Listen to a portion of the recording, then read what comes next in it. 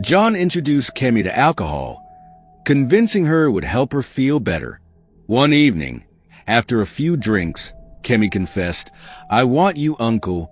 They stumbled into the bedroom. Days passed. For years later, after facing many challenges in their previous home, Mama Kemi decided to start afresh by relocating to Lagos. The city was noisy, full of life, and promised opportunities, but it was also filled with hidden dangers. Mama Kemi had only one goal: to keep her daughter safe and provide her with a better future. Kemi, a quiet and curious girl of 16, loved exploring and making friends, but her mother was strict. She believed the world outside was dangerous, and her daughter was too young to handle it. As they settled into their small but tidy home in Lagos, Mama Kemi laid down her rules. "Kemi, listen to me," she said, her tone firm. "No going out unless I tell you. No friends in this house, and you don't need a phone. If you need anything, you ask me." "Yes, Mama," Kemi replied, though her heart sank. She missed the freedom she had in their old town, but she dared not disobey. Life in Lagos was tough, but Mama Kemi was determined. She worked 2 jobs. One day, a golden opportunity came her way. A large distribution company offered her a position as a manager. It was her chance to earn more money and secure a brighter future for Kemi. However, the job required frequent travel, and that worried her. Who would look after Kemi while she was away? She paced a small living room, her mind racing. Then she had an idea. Her younger brother, John, could help. John was a kind but lively man in his late 20s. He had a way with people and could be trusted, or so she thought. She called him immediately, and within days, he arrived in Lagos, ready to help. When John walked through the door, Kemi was excited. She had always liked her Uncle John, who told funny stories and played games with her during visits. For the first week, everything was perfect. John helped Kemi with her homework and even taught her how to cook some simple meals. In the evenings, they laughed over silly jokes, and Kemi began to feel like she had a friend again. But there was one thing Kemi didn't know about John. He had a secret addiction to adult movies.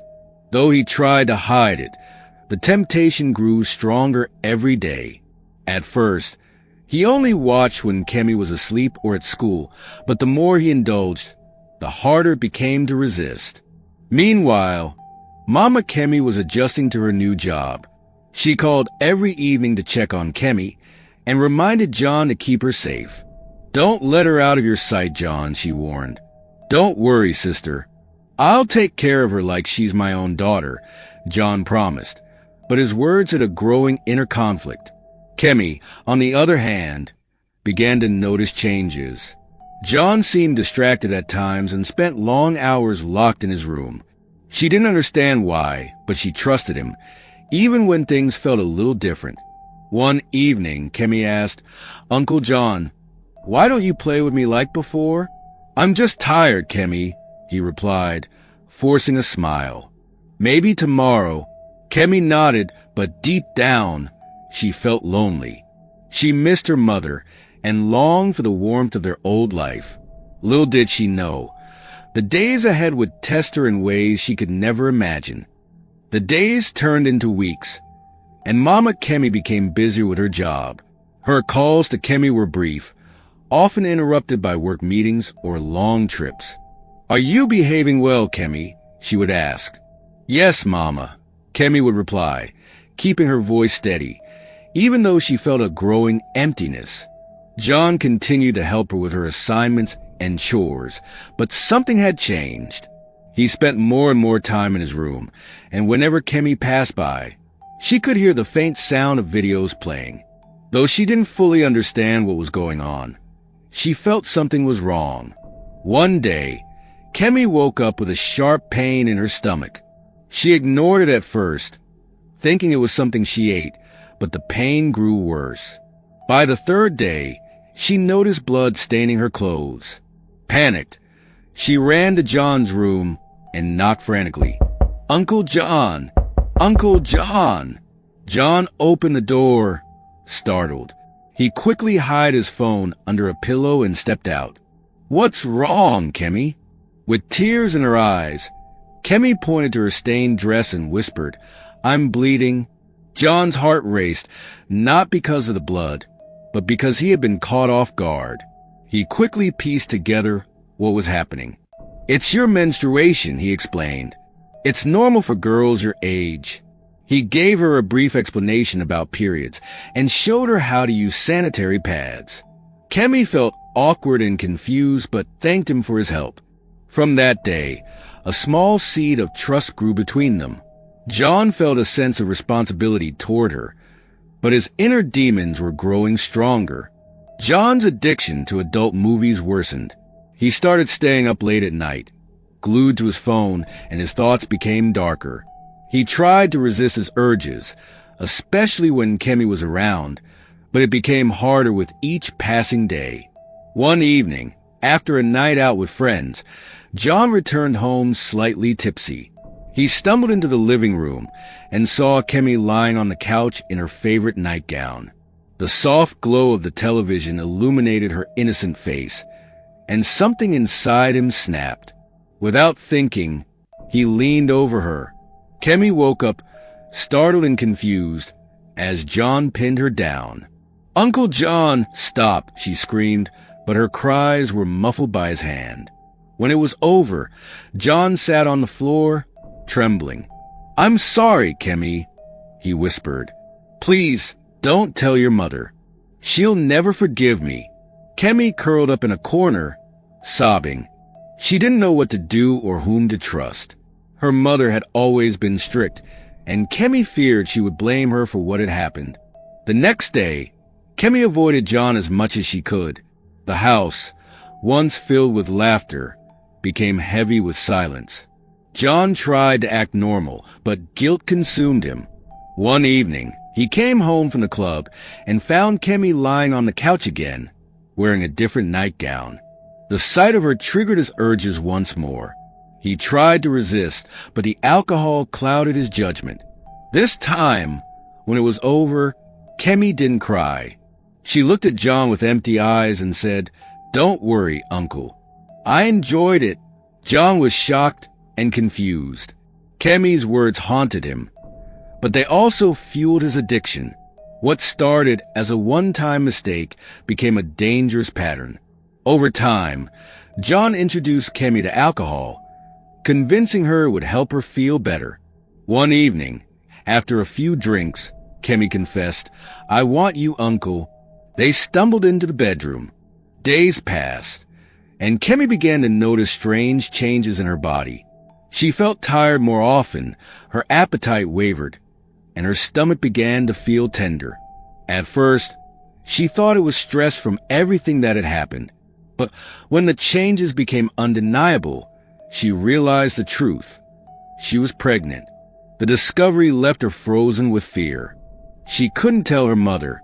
Mama Kemi's strict rules and harsh words loomed in her mind.